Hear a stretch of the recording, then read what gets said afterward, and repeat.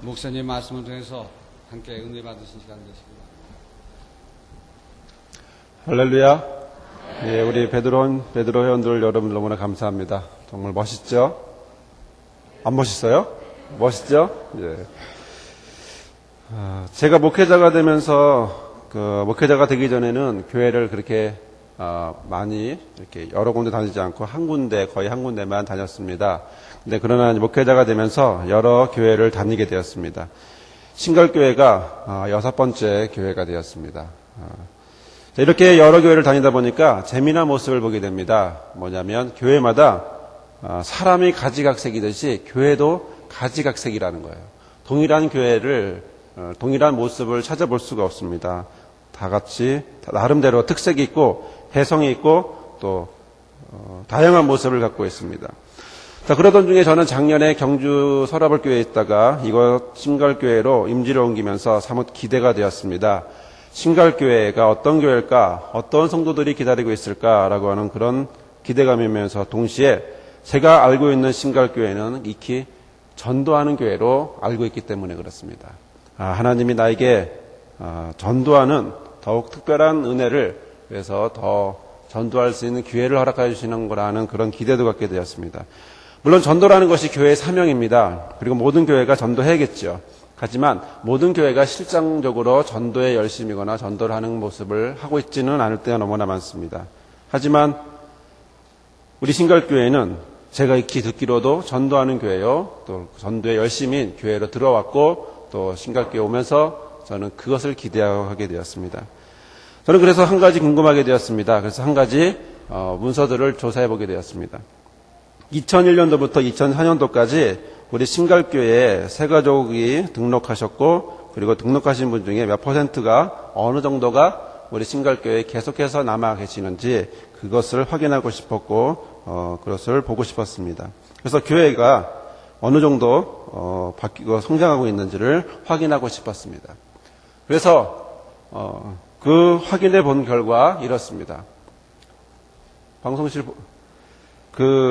여러분이 보시다시피 표에 보시면 2001년도부터 2004년도까지 있습니다. 등록한 수가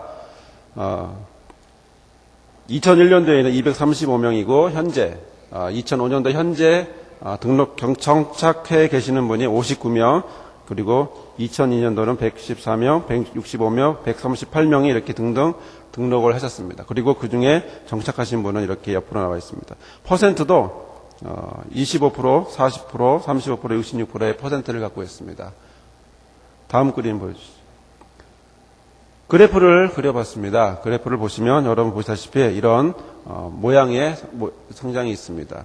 총 235명, 2001년도 같은 경우는 235명이지만 그러나 59명 내지 60명 선 정도의 계속 꾸준한 정착을 해온 것을 볼 수가 있습니다.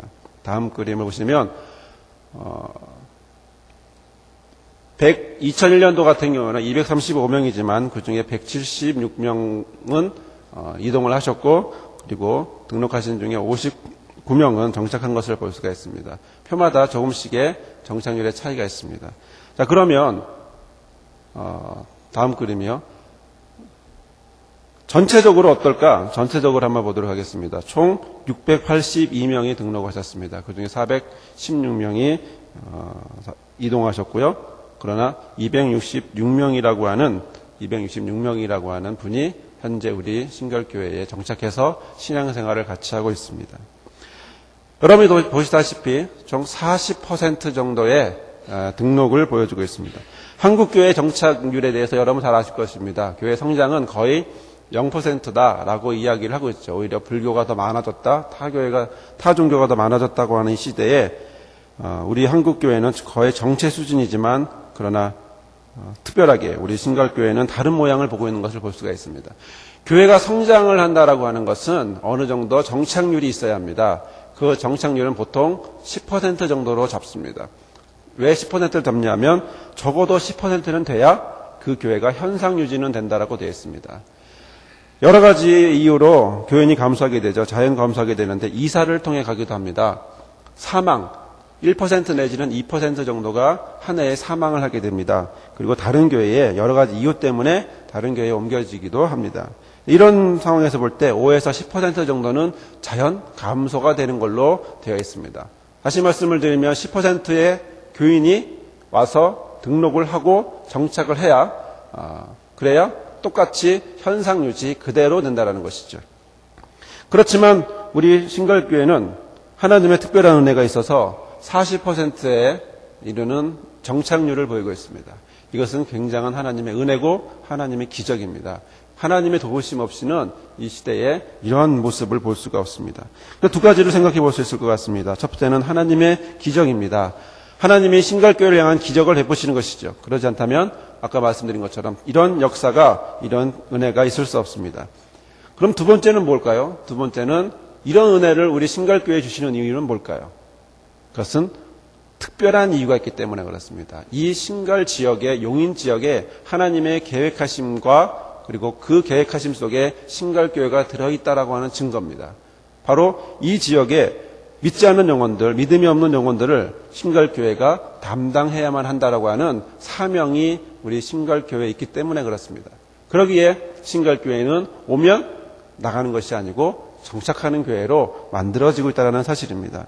계속해서 새신자들이 교회를 등록하고 정착하고 또 즐겁게 신앙생활을 하도록 최선을 다하는 것이 우리의 모습입니다. 또한 저와 여러분에게 주어진 저와 여러분의 어깨에 놓여있는 주님의 십자가고 우리가 감당해야 될 사명이기도 한다는 것입니다. 사명이기도 한다는 것입니다. 하나님을 통해서, 하나님 우리를 통해서, 저와 여러분을 통해서 한 사람을 전도하고 그 전도한 그 사람이 교회에 나와서 열심히 처음엔 어리둥절하지만 그러나 신앙을 갖고 열심히 신앙생활을 하게 되면 굉장히 우리 마음에 기쁨을 감출 수가 없습니다. 또 시간이 지나서 세례를 받고 집사가 됐을 때 그리고 점점 성장해서 믿음의 자리를 굳건히 세워나갔을 때 우리의 기쁨은 정말로 말로 닿을 수 없습니다. 자, 그러면 우리가 기존 신자의 모습으로만 볼 것이 아니라 우리 옛날 한번 생각을 해봤으면 좋겠습니다. 반대로 생각해보면 우리들도 이런 때가 있었습니다. 처음 교회를 나왔던, 그래서 어리둥절하게 생각했던 그런 시기가 있습니다.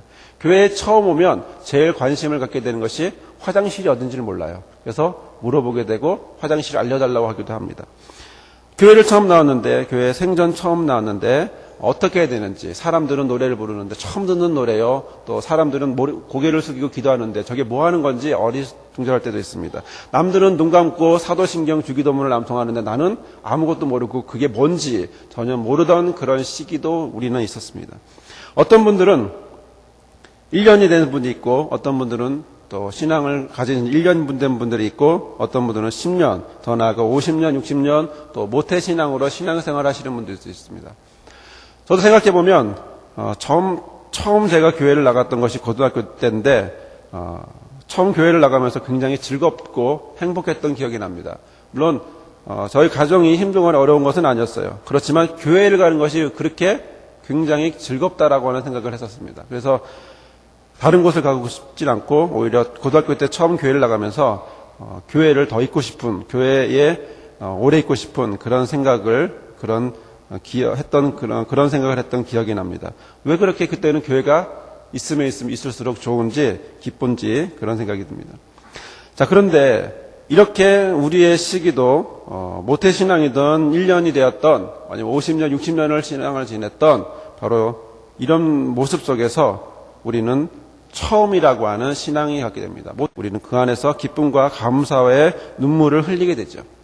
그런데 놀라운 것은 그 눈물이 점점점 식어지기 시작한다는 것입니다. 점점점 없어지게 되죠. 그리고 시간이 되면 점점점 사라지고 모래 언덕이 흐물어지듯이 우리의 신앙도 조금씩 사라지고 기쁨도 행복도 조금씩 사라지고 없어지기도 합니다. 그래서 내 모습은 예전의 내 모습이 아닌 엉뚱한 새로운 내 모습이 되었고 그래서 신앙의 그 기쁨보단 오히려 의례것, 주일이니까 습관적으로 가야만 하는 아니면 그런 신앙의 모습으로 바뀌기도 하고 있습니다.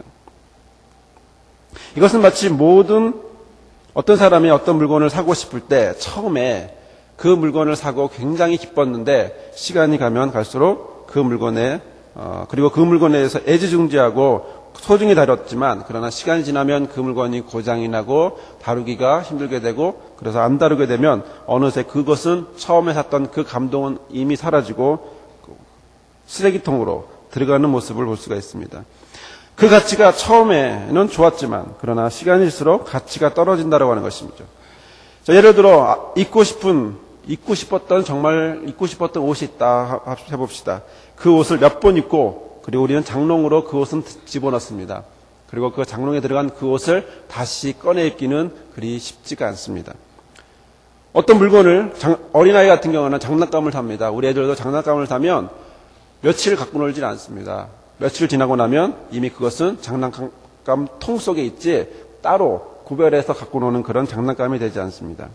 집을 살 때도 그렇습니다. 집을 살 때도 항상 동일한 감동을 느끼진 않죠. 처음에 집 샀을 때는 굉장히 기뻤지만 그러나 시간이 지나면 이 집을 어떻게 해결할까 자꾸 고장만 나고 수리할 것만 늘어나고 그렇습니다. 땅값도 떨어지기도 하고 땅값도 변동이 생기기도 하고 또 집값도 떨어지기도 하고 고민거리가 되기 시작합니다. 처음엔 기뻤지만 시간이 지날수록 그것은 고민거리로 바뀌게 되죠. 자, 그러나 모든 물건이 시간이 흐른다고 그 값이나 가치가 떨어지는 것은 아닙니다. 의미 있는 물건, 소중했던 물건, 그리고 그런 물건들은 시간이 갈수록 오히려 정반대의 모습을 갖게 되죠. 그 가치가 더욱 높아지고 골동품처럼 자기에게 소중해지는 그런 모습을 하게 되고 있습니다.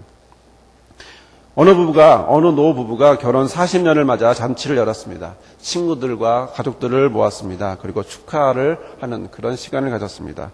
모든 잔치상에서 기쁘게 하고 있는데 잔치상을 보니까 이상한 것이 하나 놓여 있었습니다. 거기에는 깨진 꽃병이 하나 있었습니다.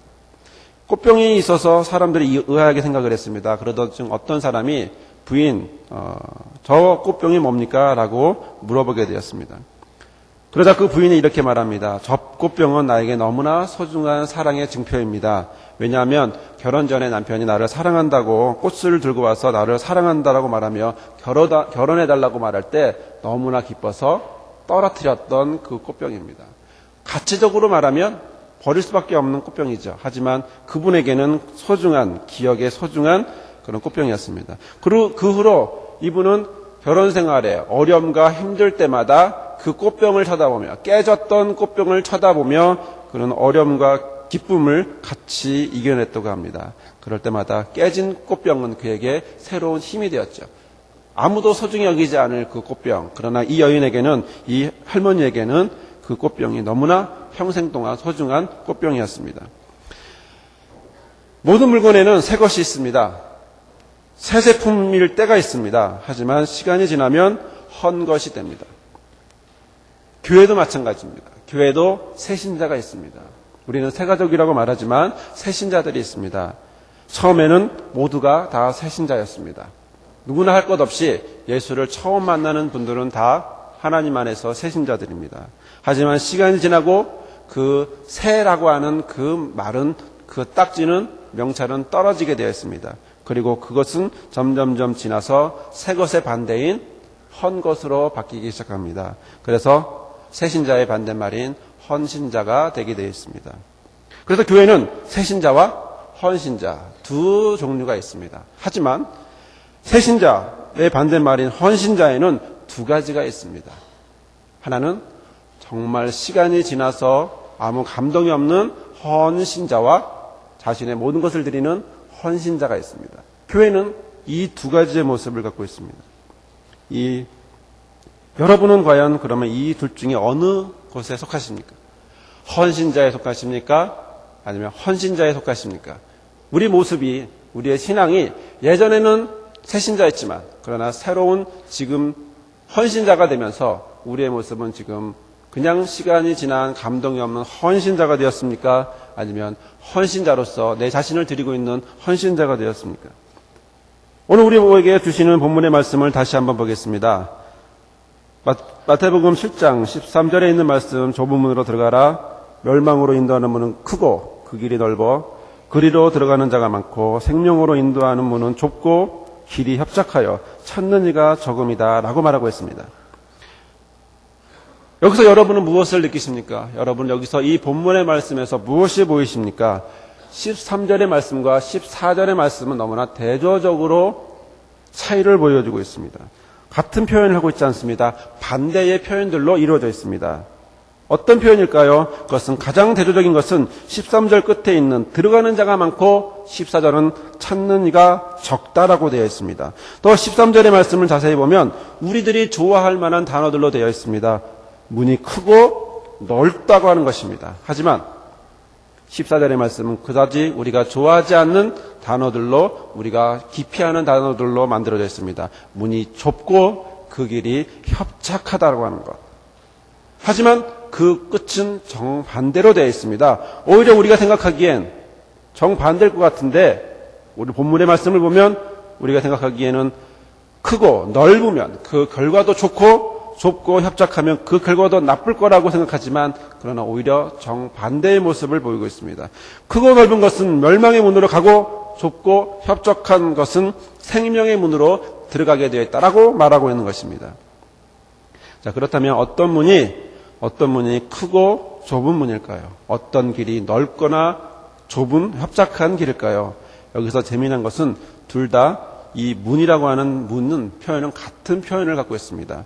하나는 큰 문이고 하나는 개구멍이 아니라 둘 다 헬라어로 펠레라고 하는 말을 사용하고 있습니다. 이것은 보통 성문에 있는 여러분 상상 속에 있는 바로 그런 커다란 성문 앞에 있는 그런 커다란 성문입니다. 그런데 이 큰 문을 다스리는 단어가 이 문을 수식하는 단어가 서로 다릅니다. 하나는 큰 문이고 하나는 좁은 문이라고 하는 사실입니다. 자, 13절의 말씀을 보면 그 문은 넓다라고 되어 있습니다. 그리고 14절의 말씀은 좁다고 되어 있습니다.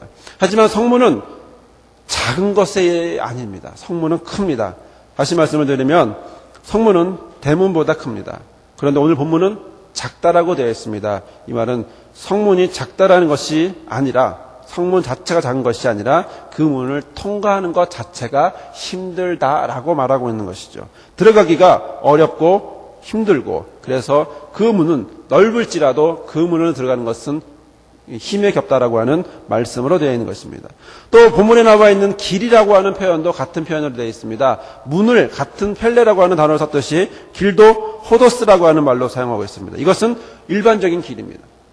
그런데 이 길을 설명할 때도 넓은 길, 14절에서는 협착한 길로 되어 있습니다. 넓다라고 하는 의미의 유레코러스라고 하는 말은 넓은이라고 하는 유레스와 땅을 의미하는 그 다음에 코라라고 하는 단어로 합쳐져 있는 말입니다. 다시 말씀을 드리면 넓은 광활한 땅이라고 하는 것이죠. 그렇게 평평한 탄탄대로의 그런 땅을 우리는 넓은 길로 성경은 기록하고 있는 것입니다. 이의 이익을 위해서 세상이 아부하거나 비굴해지거나 불의와 타협하는 그런 모습이 아니고 바로 정도, 바른 길을 가는 것이 군자의 길이다라고 하는 말이 그 뜻입니다.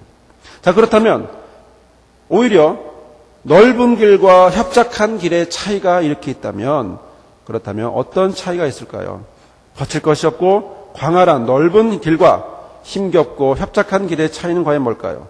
그것은 첫째로 넓은 길은 편히 갈 수 있습니다. 그러나 협착한 길은 편한 길이 아니라고 하는 사실입니다.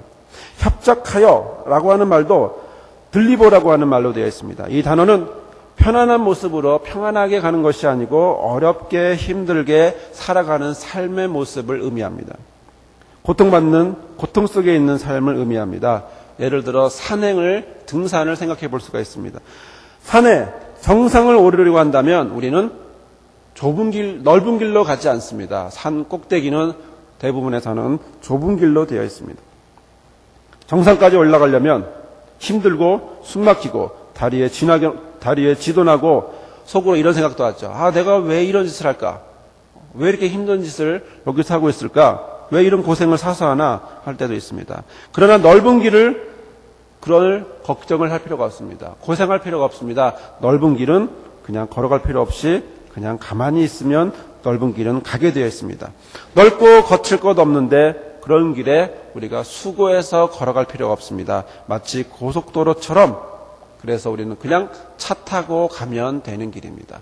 넓은 길은 차 타고 가는 길이지만 그러나 좁은 길은 차 타고 가는 길이 아닌 일부러 애써서 발을 하나씩 내딛어서 가야만 하는 그런 힘든 길이라는 사실입니다. 하지만 이것으로 끝나는 것이 아닙니다. 넓은 길과 좁은 길의 차이는 다음 세 가지에서 더 중요한 의미를 갖고 있습니다. 두 번째는 넓은 길은 혼자 가는 길이지만 협착한 길은 혼자 가는 길이 아닌 함께 가는 길입니다. 왜 그럴까요? 넓은 길은 혼자 가는 길이고 좁은 길은 왜 함께 갈까요? 우리가 생각하기에 넓은 길은 같이 갈 것 같습니다. 넓은 길은 여럿이 뭉쳐서 갈 것 같습니다. 좁은 길은 한 사람밖에 통과할 수밖에 없기 때문에 좁은 길은 혼자밖에 갈 수 없을 것 같습니다. 하지만 길을 보면 그 올라가는 모습을 보면 정반대인 것을 볼 수가 있습니다. 마치 넓은 길은 국군의 날에 행군하는 국군들처럼 넓은 길을 한꺼번에 여러 명이서 가는 것 같아서 굉장히 좋을 것 같지만 그러나 그 길을 가다 보면 전혀 같이가 아닌 혼자라고 하는 사실을 알게 됩니다. 여러분 고속버스를 한번 생각해 보십시오. 넓은 길, 편안한 길, 우리는 걸어갈 필요가 없어서 고속버스를 탑니다. 그 고속버스를 타면 우리는 무엇하죠? 고속버스 타면 우리는 특별히 하는 것이 없습니다. 처음엔 조금 있지만 그러나 시간이 지나면 이제 그 차 안에서 모든 사람들은 잠을 자게 되어 있습니다. 잠을 자고 오로지 눈을 뜨고 있는 사람은 운전하시는 그분만 눈을 뜨고 여기서 부산을 간다 그러면 4시간 동안 우리는 잠만 자게 되어 있습니다. 옆좌석에 모르는 사람이 있어도 그 사람이 졸면서 고개가 자기에게 기울어지면 속으로 이 머리를 어떻게 치울까 이런 고민하고 그대로 갈 뿐입니다. 또 자고 일어나도 그것은 목이 아플 뿐 개운하지 않은 그런 모습을 갖고 있습니다. 하지만 협착한 길은 넓은 길처럼 편안하게 가는 길은 아닙니다. 숨을 헐떡거리며 가죠. 그럼에도 불구하고 혼자 가는 길이 아닌 함께 가는 길입니다. 왜일까요? 그것은 바로 앞에서 끌어주고 뒤에서 밀어주기 때문에 그렇습니다. 등산하실 때 여러분 생각나십니까? 혼자 등산하지 않습니다. 등산할 때 보면 같이 가는 일행이 손 잡아주고 당겨주고 그다음에 밀어주고 하고 있습니다. 셋째로 넓은 길은 웃어도 웃는 것이 아닙니다. 편한 것 같지만 행복한 길이 아닙니다. 오히려 협착한 길이 웃음은 없어도 숨은 헐떡거려도 그래도 오히려 그 길이 행복한 길입니다. 여러분 넓은 길을 갈 때, 찾길을 갈 때 여러분 당하게 되는 모습이 있습니다. 그것은 빨리 비키라고 하는 뒤에서 크락션 눌러가는 소리입니다. 편안하게 가고 싶지만 그러나 뒤에서는 빨리 비키라고 등을 켜면서 위협을 하기도 합니다. 우리는 그런 경우를 당할 때 기분이 그렇게 썩 좋지는 않습니다. 오히려 내가 그 상황이 되면 또 나도 다른 사람에게 빵빵거리면서 비키라고 얘기하지 그 사람에게 즐겁게 비켜주세요라고 말하지는 않습니다. 그리고 옆으로 와서 창문을 내리고 한마디 하죠. 집에나 처박혀 있지. 이런 식으로 설명하고 말하고 그리고 가버립니다. 넓은 길은 기쁘지 않습니다. 넓은 길은 즐겁지 않습니다. 하지만 좁은 길은 서로 당겨주고 끌어당겨주기 때문에 오히려 그 길은 행복합니다. 얼마 전에 산행을 등산하게 되었는데 등산을 하다 보면 공통된 것이 있습니다. 다른 곳에서는 이런 말을 들어보지 못하는데요. 꼭 이런 말을 꼭 하는 분들이 있습니다. 올라가고 힘들어하는 모습을 보면 수고하세요. 힘내세요. 조금만 더 올라가시면 됩니다. 참으세요. 전혀 모르는 사람들이에요. 전혀 얼굴을 한번 본 적이 없는 사람입니다. 그런데 나는 올라가고 내려오는 사람들은 꼭 그렇게 얘기합니다. 조금만 더 참으시면 정상입니다. 이건 세상에서 맛볼 수 없는 이야기죠. 오히려 좁은 길에서만 경험할 수 있는 길입니다. 그래서 좁은 길은 몸은 힘들어도 마음은 기쁘고 행복한 길입니다. 자, 마지막 네 번째로 문은 끝을 말하고 길은 지속적인 것을 말합니다. 이것은 문은 결과고 길은 과정이라고 하는 것입니다. 다시 말해 멸망의 문이나 생명의 문은 어떤 문으로 들어가기 위해서는 거기에 맞는 길을 가야 한다라고 하는 것입니다. 넓은 길에 가서 멸망의 문을 통과하든지 협착한 길로 가서 생명의 문을 통과하든지 우리는 그것을 선택해야만 합니다. 그렇다면 이러한 대조적인 모습, 바로 여러분은 어떤 문을 선택하시겠습니까? 차 타고 편하게 하시겠습니까? 아니면 힘들지만 어렵지만 좁은 길로 협착한 길로 가시겠습니까? 그러나 우리에겐 선택할 선택권이 없습니다. 앞에서 말한 이런 네 가지의 특징을 살펴보아도 우리에겐 선택할 권리가 없습니다. 왜 그럴까요? 주님이 말씀하셨기 때문에 그렇습니다. 좁은 문으로 들어가라. 주님은 넓은 문으로 들어가라 말씀하지 않습니다. 좁은 문으로 들어가라 라고 이미 말씀하셨기 때문에 그렇습니다. 우리 눈에 볼 땐 큰 문이 좋고 넓은 길이 좋지만 그러나 하나님은 그 길을 아시기에 주님을 통해서 좁은 문으로 들어가라고 이미 말씀해 놓으셨습니다. 그러므로 우리에겐 선택할 권리도 없고 오로지 그 길만 주어졌고 그 길로만 가야 합니다. 왜냐하면 주님은 그 길의 끝은 생명의 문이라고 하는 사실을 알기 때문에 그렇습니다. 그러므로 우리는 생명의 문으로 들어가기 위해 협착한 길로 가야만 합니다. 다른 길은 우리에게 없습니다. 하나님이 원하시는 길은 바로 좁은 길, 협착한 길, 그래서 좁은 문으로 들어가라고 하는 것이죠. 자, 그러면 우리가 가야 할 협착한 길은 어떤 길일까요? 좀 전에 협착하여라고 하는 말을 들리보라고 하는 말을 썼다고 말씀드렸습니다. 이 말은 고난을 이기는 과정을 통해서 고난을 이겨내는 과정을 나타낸다고 말씀을 드렸습니다. 또한 주의 말씀은 들어가라라고 하는 말씀으로 볼 때 명령을 띤 이 말씀은 우리에게 행동을 원한다라고 하는 사실을 우리는 볼 수가 있습니다. 즉 주님은 명령하시고 우리는 듣고 그리고 그 들은 그것을 거기서 멈추는 것이 아니라 말씀에 따라 움직이는 것, 말씀에 따라 행동하는 것, 바로 이것을 우리 주님은 원하시고 있는 것입니다. 바로 좁은 문으로 들어가라고 하는 바로 그 명령의 말씀이 저와 여러분에게 이 시간 주시는 말씀인 것입니다. 그러면 좁은 문 들어가기 위해 협착한 길을 가려면 어떤 길을 가야 될까요? 그것은 첫째, 말씀의 길을 가야 합니다. 주님이 말씀하셨고 주님이 행동하라고 말씀하셨습니다. 명령은 다른 것이 아닌 방법입니다. 세상에 얼마나 넓은 길이 많습니까? 우리가 그러나 말씀의 길을 선택하는 것은 바로 좁은 길을 가기 위한, 좁은 문으로 들어가기 위한 방법입니다. 호세아서 4장 6절에 이렇게 말합니다. 내 백성이 지식이 없으므로 망하도다. 지식이 없기에 망한다라고 말하고 있습니다. 지식이 하나님의 말씀을 아는 지식이 있어야 그 말씀이 곧 우리를 이끌어갑니다. 사람이 사회생활을 하다면 행동 기준이 있어야 합니다. 양심이나 윤리나 법이 있어야 합니다. 바로 그 기준을 사람들은 만들어 놓았습니다. 하지만 주님은 또한 우리에게 말씀합니다. 말씀 따라 살아가기를, 말씀의 길을 걸어가기를 주님은 이 시간에도 저 여러분에게 말씀하고 있는 것입니다. 이것이 곧 생명의 문이지만 좁은 문으로 들어가는 길입니다. 두 번째 좁은 길은, 협착한 길은 바로 기도의 길입니다. 기도하는 시간보다 기도 안 하는 시간이 더 편합니다. 기도하려고 물을 꼽는 것보다 오히려 그 시간에 누워서 텔레비전 보는 것이 더 편합니다. 하지만 우리가 기도하는 이유는 바로 주님이 원하시는 길이기 때문에 그렇습니다. 이 길만이 좁은 길이고 협착한 길이기 때문에 그렇습니다. 주님은 이렇게 기도하라고 하라면서 주기도문에 말씀해 주십니다. 그리고 마태복음 6장 10절에 나라 임하옵시며 뜻이 하늘에서 이룬 것 같이 땅에서도 이루어지이다라고 말하고 있습니다. 자, 이 말씀은 뜻이 이미 하늘에서 이루어졌습니다. 그 뜻을 받을 수 있는 방법은 하나밖에 없습니다. 기도밖에 없습니다. 하나님은 저와 여러분에게 주실 뜻을 정해놓고 계셨습니다. 하지만 우리가 기도하지 않으면 그 기도는 우리가 좁은 길로, 문으로 들어가지 않으면 그 길은 협착한 길로 가지 않으면 그 하나님의 뜻은 우리가 받을 수가 없습니다. 하늘의 뜻이 이미 이루어졌고 그 뜻이 이 땅에 내 가운데, 내 안에, 내 가정과 내 사업과 내 모든 것에, 그리고 우리 교회에 이루어지기 그날까지 우리는 계속해서 기도해야 하는 것입니다. 세 번째는 전도와 사명 감당하는 것입니다. 역시 전도하지 않고 사명 감당하지 않은 것은 편한 길입니다. 편한 길, 그것은 넓은 문으로 들어갈 수 있습니다. 하지만 주님은 우리에게 협착한 길을 가기 원하시고 끝에는 생명의 문으로 들어가기를 원하시고 있습니다.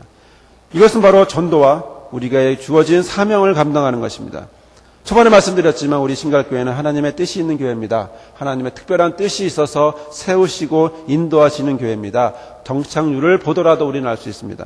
이것은 우리에게 주어진 사명이 있음을 또한 이야기해주고 있는 것입니다. 목사는 목사로서의 사명을, 장로와 권사는 장로와 권사로서의 사명을, 또 집사와 성도는 역시 사명, 각각에게 맡겨진 사명을, 그리고 구역장과 교사와 성가대, 주차위원, 식당 봉사, 교회 청소, 더 나아가 이름도 없이 빛도 없이 수고하고 애쓰고 있는 모든 분들, 바로 그 분들은 바로 하나님이 주신 바로 사명을 감당하는 것입니다.